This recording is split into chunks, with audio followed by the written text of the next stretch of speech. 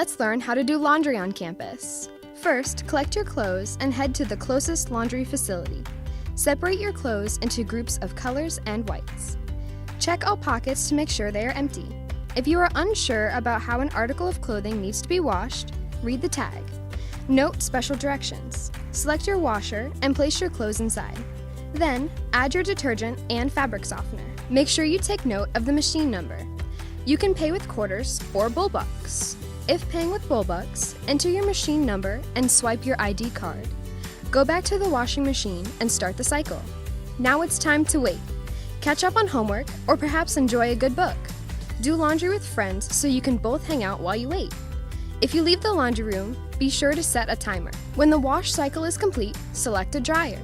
Clean out the lint screen before placing the clothes inside. Be sure not to overload the dryer or else the clothes will not dry efficiently. Remember that one washer load is equal to one dryer load. Add a dryer sheet and close the door. Pay with quarters or bullbucks. Then start the cycle. Congratulations! You have just done your laundry.